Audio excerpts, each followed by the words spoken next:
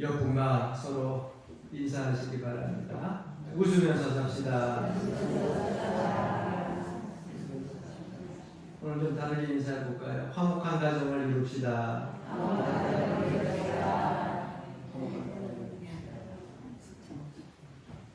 별로 화목하기 싫어요? 여러분들 부부도 또 부모와 자녀도 또 이제는 손주, 손자들이 있으니까 그 모든 손자, 손녀들까지도 항상 화목함으로 여러분들이 웃음소리가 기쁜 일들이 끊이지 않길 주님으로 간절히 축원합니다.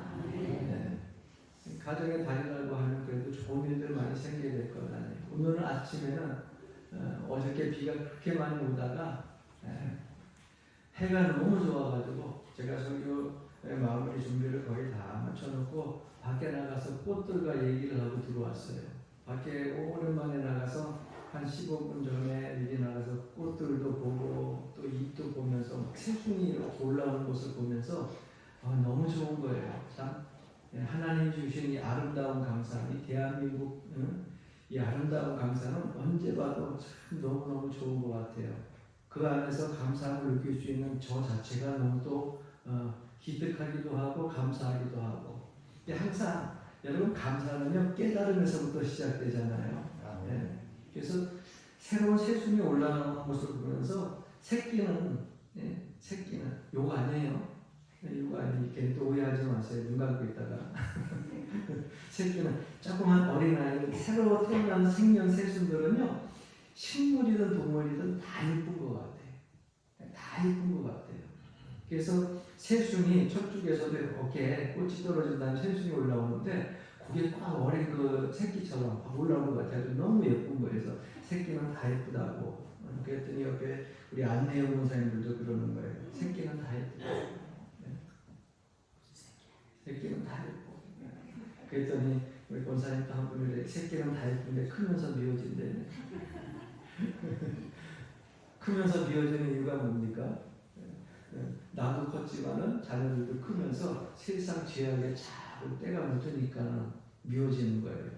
그러니까 여러분 어렸을 때 심령을 가지고 어린아이 심령을 가지고서 끝까지 주님 앞에 설 때까지 가게 되면 하나님이 계속 예뻐하시고 기뻐하십니다. 세상 죄악에 자꾸 때 묻으니까는 미워지는 거예요. 여러분들의 심령을 그렇게 어린아이 심령처럼 계속 간직하고 유지하기를 바랍니다. 싫어요? 이 로마서 주제가요. 믿음으로 말미암아 의롭다 함을 얻는다. 이것이 로마서의 주제예요. 그러니까 우리가 의롭다고 하는 것은 무엇으로 말미암아 가지고 믿음으로 말미암아 의롭다 함을 얻는다는 겁니다. 그래서 이 중요한 교리를 설명하는 데 있어서 구원이라고 하는 것을 가지고 우리가 흔히 이야기를 하는데 여러분 구원이라고 하는 이 단어를 우리가 잘 생각을 해보게 되면 무슨 뜻인지 우리가 분명히 알 수 있어요. 그런데 우리가 곰곰이 생각하지 않으면 이 구원이라고 하는 이 단어를 막연하게 생각을 하게 됩니다. 그래서 예수 믿는 사람들한테 구원받으세요 그러면 병든 사람들은 병 고침받는 것을 구원받는다 생각을 하고 있어요. 사업을 하는데 어려움이 있는 사람에게 구원받으세요 그러면은 사업이 잘 돼가지고 번창하는 것이 구원인 줄 알고 이야기를 합니다. 자녀가 없는 그러한 부부에게 구원받으세요 그러면 나에게 자녀를 주시려고 하는가 보다 자녀를 얻는 것이 구원이라고 생각을 합니다. 그런데 여러분 구원이라고 하는 것은 그렇게 그들이 이야기하는 사소한 것들 그리고 세상적인 것들이 아니에요. 구원이라고 하는 것은 무엇이냐면 하나님께로부터 의롭다함을 인정받는 것이 구원이에요. 그런데 우리가 하나님께로부터 의롭다라고 하는 것을 인정받게 되는 그 조건이 뭐냐면 바로 로마서에서 이야기하는 믿음이라고 하는 거예요. 믿음. 그 믿음을 통하여서 하나님께로부터 의롭다함을 인정받게 되고 그렇게 인정받았을 때에 우리가 그것을 가지고 구원이다 이렇게 얘기를 하는 겁니다. 여러분 아브라함이 성경에 보게 되면은 하나님께 의롭다함을 얻었다 그랬어요. 그러면 아브라함의 생애를 가만히 보게 되면 그 아브라함의 생애 어떻습니까? 여러분 실수가 많았잖아요. 우리는 아브라함을 믿음의 조상이라고 이야기하고 모리아 땅에 가서 하나밖에 없는 그 아들 이삭을 번제로 드리려고 하는 그 순종의 모습만 기억하는 것이 아니라 그가 가지 말아야 될 곳을 간 것도 기억을 하잖아요. 또 기다려야 되는데 기다리지 못하고 이스마엘을 낳기 위해서 하갈이라고 하는 첩을 들여놓은 것도 기억을 하잖아요. 그러니까 실수한 것도 많아요. 그런데 우리가 세상적인 눈으로 보게 되면 순종도 하지 않고 어떨 때는 말도 안 듣고 지멋대로고 또 어떨 때는 보게 되면은 하나님을 믿는데 온전히 믿지 아니하고 결국은 그 자기의 육신의 대를 잇기 위해서 육신의 생각을 가지고서 그렇게 살아갔던 이 아브라함을 왜 하나님이 의롭다함을 받았다고 이렇게 말씀을 하셨을까요?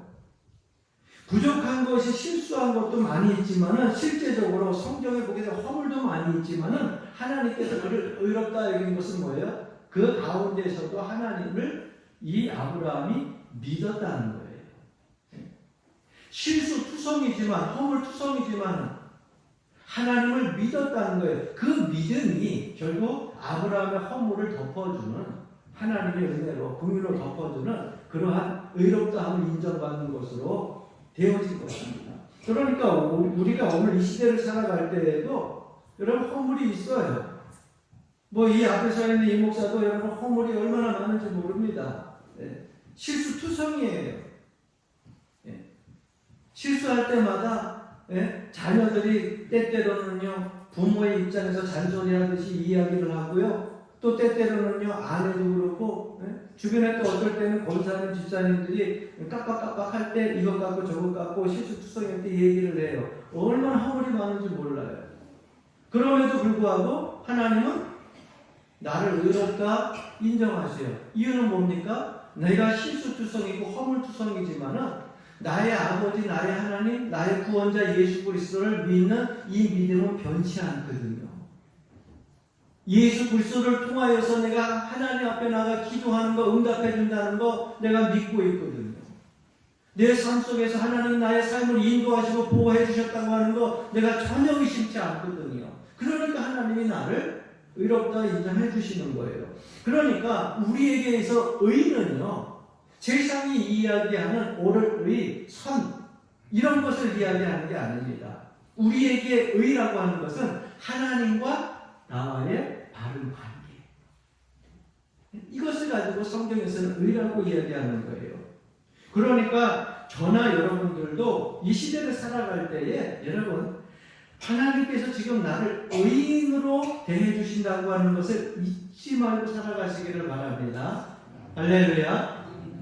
내가 죄인 되었을 때에 하나님이 나를 찾아오셔서 나를 만나주셨지만 이제는 하나님을 만날 때 죄인으로 만나는 것이 아니라 하나님이 의인이라고 칭하셨기 때문에 나는 허물이 많고 실수투성이지만 하나님이 다 덮어주셨다니까요.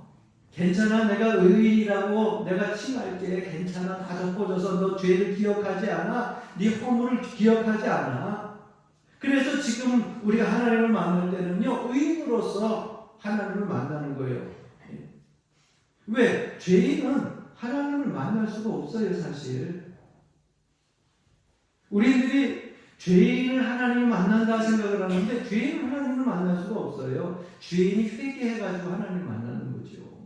할렐루야. 왜? 죄는요 하나님과 우리의 사이를 가로막기 때문에 죄인은 하나님 만날 수 없어요. 그래서 내가 하나님 앞에 섰을 때는 의인으로 만나는 거예요. 내가 죄있지만 내 죄사함을 받았느니라. 그러면 믿으시고 아멘 그렇게 하시고 그리고 주님 앞에 나아가는 겁니다. 여러분 좀 신앙생활 할 때는 그렇게 떳떳해야 돼요. 할렐루야. 주님께서 하나님께서 내 죄사함을 받았느니라 내 죄를 위해서 내가 십자가에서 물가비를 다 흘렸느니라. 글쎄요 그렇게 말씀하신다고 제가 없어지겠어요? 제가 얼마나 많은데요. 제가 얼마나 제가 실수를 많이 하는데요. 제가 얼마나 허물투성인데요.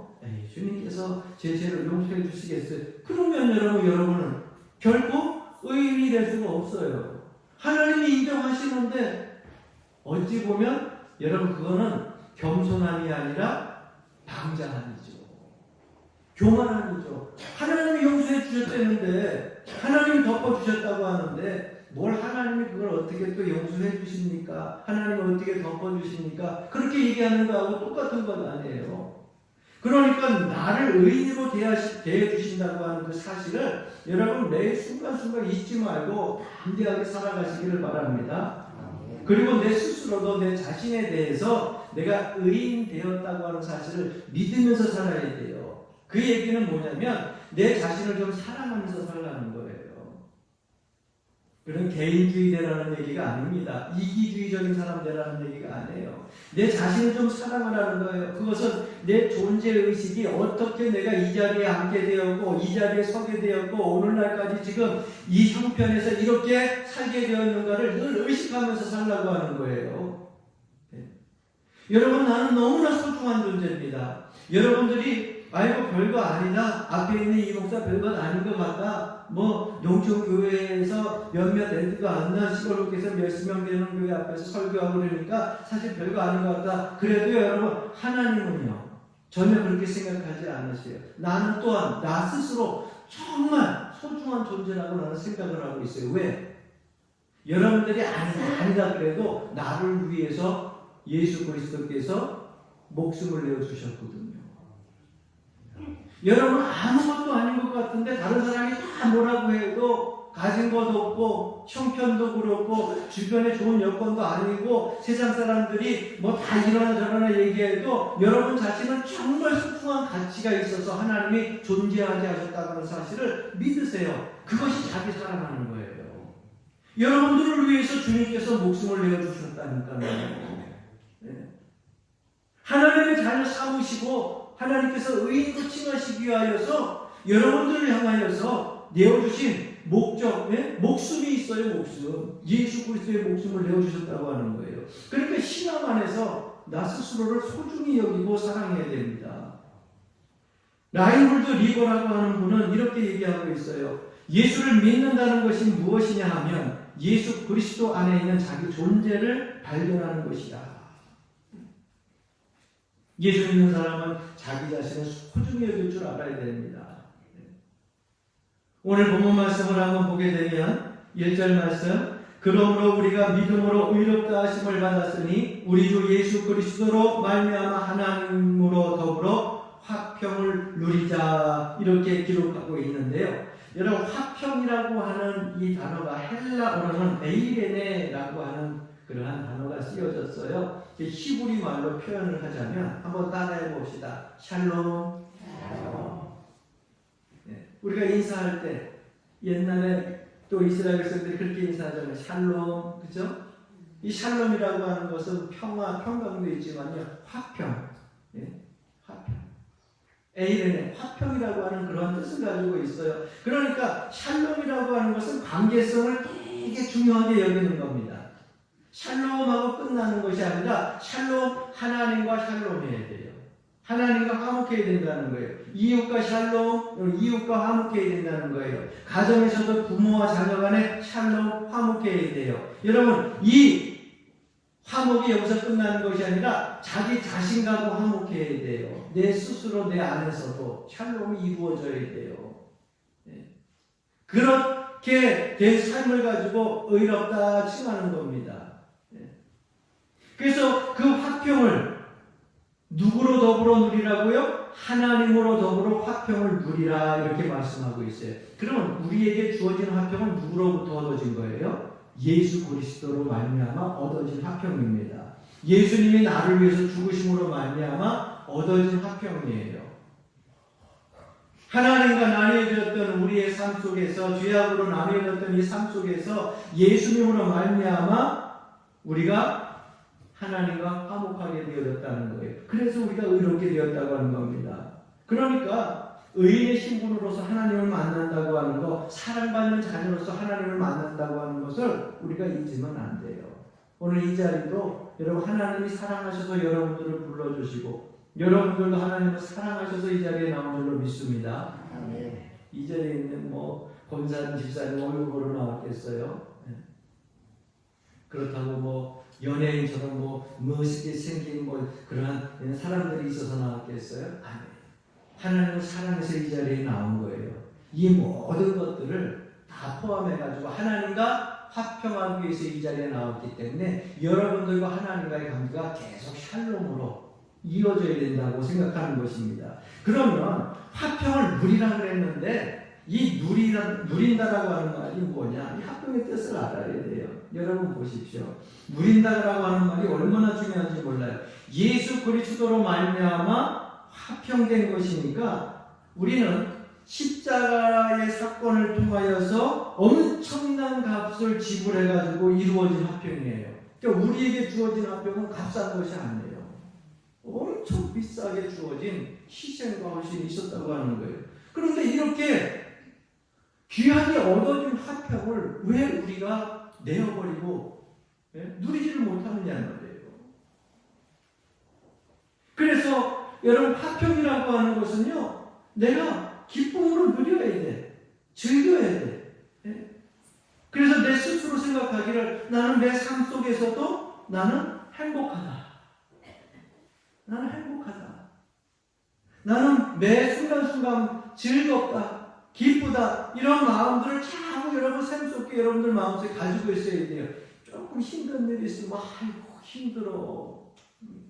아파. 어려워. 죽을 것 같아. 이러지 마시고 그 상황 속에서 여러분 생각해 보십시오. 그렇게 힘들고 어려운 상황 속에서도 여러분 그것이요 나를 화평하게 이루게 하신 십자가의 목숨을 내는 사건보다 크지는 않잖아요. 그래요 안 그래요? 그렇잖아요. 여러분 목숨을 바꿀 정도로 여러분 힘든 그런 사건들과 여건들은 없어요. 생명이 최종 목적지예요. 최후의 목적지예요. 그러니까 목숨과 그 무엇과도 바꿀 수 없어요. 아무리 사업이 힘들고 어려워도 그 안에서 여러분 화평, 내 안에 샬롬 평강을 누려야 돼요. 왜? 지금 이렇게 힘들고 어려운 나를 위하여서 목숨과 생명을 내어주셔서 하나님과 화평케 하신 그 일은 그러한 삶이 하나님 은혜 안에 있기 때문에 할렐루야. 어려워서 모르겠지. 어려워서 할 수 있겠어요. 이렇게 생각하시면 돼요. 한번 따라합시다. 내가 살아있음에 감사하고 행복해하자. 할렐루야. 오늘 아침에 제가 그랬더니 나가서 해가 너무 좋아가지고 공기가 너무 깨끗한 것 같아가지고서 너무 행복해가지고 나가서 꽃과 그리고 식물과 얘기했다 그랬잖아요. 여러분 깨닫지 못하면 느끼지 못하면 누릴 수가 없어요. 그러니까 하나님과 나와 지금 샬롬 평강의 관계를 이루고 있다고 하는 것은 내 삶 속에 있어서 기쁜 일들만 늘 생겨서 화평을 이루는 게 아니에요.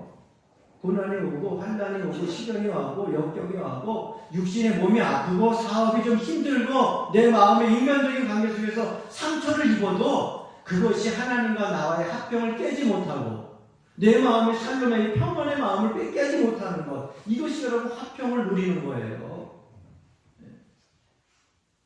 그러니까 모든 것을 화평으로 이해해야 되는 거예요. 모든 걸 화평으로 이해한다고 하는 것은 어떤 말이냐? 여러분, 내가 하나님의 일을 감당하고 세상 속에서 살아가는데 직장 생활하는데 자꾸 힘든 일들이 생겨요. 물질적으로도 힘들고 사람 관계적으로도 힘들고 또 명절 때 되면 자녀들이 만나면 기쁘고 즐거워야 되는데 자녀들이 와가지고 속 다 뒤집어 놓고 가. 뭐 사업을 하려고 하면 얘 주변에 나를 도와가지고 함께 공동 이익을 남길 사람들이 붙는 것이 아니라 그저 슬퍼하니 와가지고 다 뜯어갈 사람들만 내 주위에 모여가지고 이것저것 다 긁어가.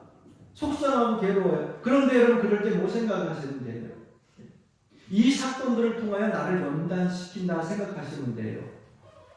이 사건을 통해가지고 나를 인내하게 하신다 생각하시면 돼요.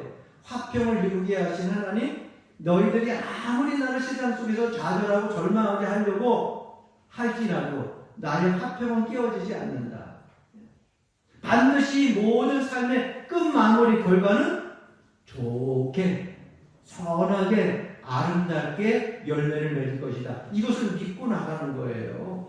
할렐루야. 오늘 본문 말씀을 여러분 끝까지 읽어보게 되면요, 이런 말씀 기록되어 있잖아요. 4절에도 보게 되면 인내는 연단은 소망을 이루는 줄 알미로다.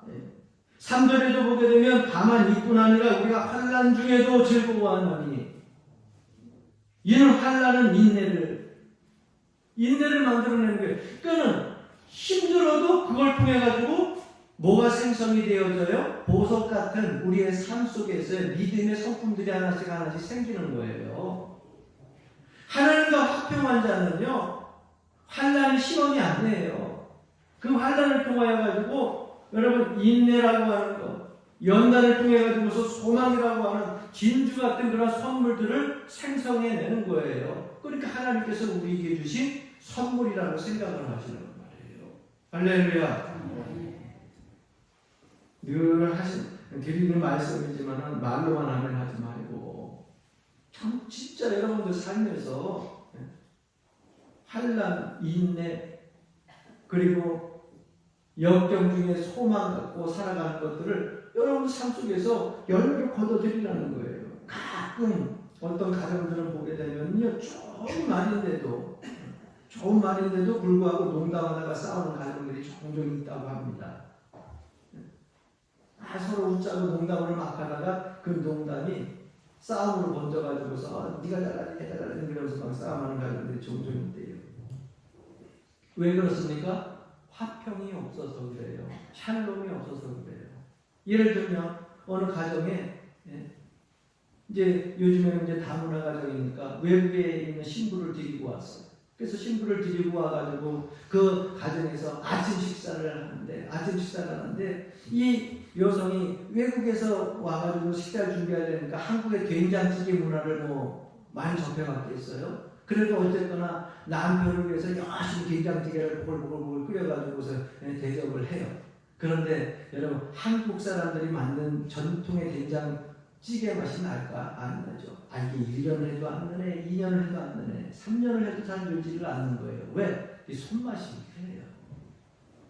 못 쫓아가잖아요. 그래서 어머니가 만들어진 음식을요, 딸이 쫓아가려고 그렇게 평생을 하는데도 그거 못 쫓아가잖아요. 맛이 달라. 그러니까 남편이 한 소리 합니다. 좀 할 줄 아는 거를 하지. 왜? 한국에 왔다고 해서 하지도 못하는 된장찌개만 갖다가 잘 올려, 맛도 없는 거를. 당신 나라에서 하는 맛있는 거 그거나 올리라고. 오히려 그게 더 낫지 않겠다고. 그랬더니 부인이 하는 얘기가 이렇게 얘기를 하더라는 거예요. 조금 있다가 커피 타드릴게요. 그리고 내가 할 줄 아는 게 쿠키 만드는 건데, 우리나라에서 만들었던 쿠키, 외국식 쿠키를 만들어가지고 커피하고 드릴 테니까 그거 드세요. 평상시 같았으면 여러분 그렇게 대답을 하겠어요. 좀 살다 보면은 된장찌개 끓여서 올렸는데 맛이 이러니, 당신 나라에 있는 맛있는 거 올리라니 그랬으면은요, 이만큼 열이 받아가지고 앞으로 아침 네가 해먹어 그러지. 그죠? 밥상에 밥 있으니까 알아서 차려먹어 그러고서 후딱 나가죠. 그런데 제가 커피 타드릴게요. 제가 만든 쿠키, 외국식 쿠키도 해서 만들어 드릴게요. 이유는 뭘까요? 한 사람은 막 꾸중하고 잔소리하고 막 신경질 내고 그러는데, 한 사람이 화해의 모드로 가니까 그 가정에 여러분 싸움이 일어나요? 안 일어나요? 안 일어나죠. 이유는 하나예요. 사랑이라고 하는 단어가 있기 때문에 그래요. 아무리 나에게 싫은 소리를 하고 자존심 상하는 얘기를 해도 그 사람이 나를 사랑하고 내가 저를 사랑한다라고 하는 마음을 가지고 있다고 하면은요, 큰 싸움 번지지 않습니다. 여기에 화평이 있는 거예요. 다른 사람들이 뭐라고 할지라도 내 마음에 화평이 있으면 싸움은 일어날 수가 없어요. 그래서 여러분 마음이 먼저 화평을 이루어야 돼요. 할렐루야. 그래서 여러분 화평이라고 하는 것을 누리라고 말씀하고 있어요. 누리라고 하는 거예요. 누리자. 화평을 꼭 누려야 할까? 질문이 아니에요. 화평을 어떻게 하라고요? 누리자. 결론은 내가 말씀하고 있잖아요. 그러니까는 화평이라고 하는 것은 내가 누려도 되고 안 누려도 되고 그런 거 아니라 너무 소중한 존재 아니에요. 저와 여러분들이. 어떻게 얻은 화평인데요? 주님의 목숨값으로 얻은 화평이거든요. 이거를 누리라는 거예요. 영어로 표현하자면 enjoy, enjoy라는 거예요. 이 화평한 것을 누리기 위해서 여러분 삶 속에서 마음에 행복하다, 기쁘다, 감사하다 이런 마음이 떠나지 않고 계속 고백되어야 될 줄로 믿습니다. 그래서 환난이 오게 돼도 이겨내는 거예요. 어려움이 오게 돼도 진주 그 안에서 열매를 거두게 되는 거예요. 요즘에는 결혼하는 자녀들에게 부모님들이 어떤 선물들을 해주는지 가지각색으로 하겠지만 잘 모르겠어요. 근데 옛날에는 보게 되면 부모님들이 선물해주는 것들이 몇 가지 있었죠. 근데 아주 오랜 시절에 그 더 시절 위로 올라가면은요, 우리나라 사람들이 또 서양 사람들도요, 외국 사람들이 자녀들이 결혼을 하게 되면요, 꼭 진주를 해줬대요. 진주 목걸이, 또 아니면 진주 반지. 요즘에는 조금 좀 드문 것 같아요. 요즘에는 다이아가 좋다고 해서 다이아 많이 갖다가 하는지 모르지만 진주를 많이 해준다. 그런데 여러분 진주 해주는 이유가 있다는 겁니다. 왜 진주 목걸이, 진주 반지를 해주는지 아십니까? 네가 이제 시집을 가게 되면은 세상말로 시집살이 하잖아요. 우리 교회에 시어머니들도 많이 있는데 시집살이 시키지 마. 옛날 얘기지 뭐 요즘에는 뭐 저 시집살이 그랬지만 옛날 얘기겠지. 시집살이 하게 되면은 얼마나 낯선 곳에 가서 힘들까. 그래서 진주라고 하는 것이 어떻게 생겨요, 여러분? 조개에 모래알 같은 것이 들어가가지고서 진짜 우리말로 살이 썩는 아픔과 고통 중에서 오랫동안 있다가 나중에 그 조개 안에서 생기는 게 진주 아니에요. 얼마나 아프겠어요. 자기 살이 막 찌르는. 여러분 우리 몸에 염증 하나만 있어도 걸을 때 얼마나 힘든지 몰라요. 뭐 걸을 땐 둘째치고 입안에 가끔가다 하얀 염증 하나 생겨봐요. 이거는 물 먹을 때 시달리고 밥 먹으면 밥 먹을 때 시달리고 그거 염증 하나 조금 난 것 때문에 먹는 모든 것이 다 힘들잖아요. 그러니 조개살 안에 모래가 들어갔으니 고통스럽겠어요. 그런데 그것을 이기고 나면은 그 조개가 열려질 때 뭐가 생겨요? 그 안에 진주가 생기는 거야. 우리가 화평을 이루는 가운데에서 때때로는 환난이 와요. 화평을 이루는 가운데에서요, 연단이 와요. 그런데 화평을 이루는 그러한 삶 속에서 그것을 하나님께서 주시는 은혜요, 은사요, 하나님께서 주신 선물이라고 생각을 하고 잘 이겨내게 내고 나면 나중에 진주라고 하는 아름다운 신앙의 성품의 열매들을 맺게 된다고 하는 것입니다. 그러니까 여러분 육신의 질병, 정신의 질병을 낫는 것도 기적도 여기서부터 시작되어지는 겁니다. 아니 속은 맨날 썩어 문드러져 가고 있는데 무슨 병이 낫겠어요? 어머니, 아버지 건강하세요. 매일 자녀들이 건강하라고 이야기하면서 비타민, 영양제를 그냥 박스를 갖다가 사다 드리고 아침 저녁으로 그냥 소고기부터 그냥 육신에 좋다고 하는 것을 모시고 다니면서 먹여요. 그런데 아침부터 저녁까지 매일 속을 썩여. 뭔 소용이 있어요? 그 병이 나요? 속은 썩어 뭉그러지는데. 그러니까 육신의 질병도 마음의 질병도 낫는 것은요, 여러분 잘 먹어서가 아니에요. 대접 잘 받아서가 아니라는 거예요. 내 마음에 뭐예요? 화목이 이루어지고 화평이 이루어져야 되잖아요. 자식이 속 안 썩으면 부모들은 걱정 안 해도 건강해. 옆에 있는 사람들이 속 안 썩이면요, 그냥 가만히 냅둬도 건강해. 모든 질병의 원인이 뭡니까? 과학적인 증거로 나오잖아요. 스트레스 아니에요, 스트레스. 속 썩이는 것 때문에. 그러니까 병이 낫는 것도 여기에서부터 기적이 시작되어지는 거예요. 하나님과 나와의 화평. 할렐루야. 이웃과의 화평. 그리고 부모와 자녀 간의 가정에서의 화평. 그걸 누리라는 거예요. 여기에서 기적이 시작되어지는 거예요. 이렇게 화평의 관계를 갖게 되면 우리는 미래를 바라보게 됩니다. 오늘 본문 말씀 속에 보게 되면은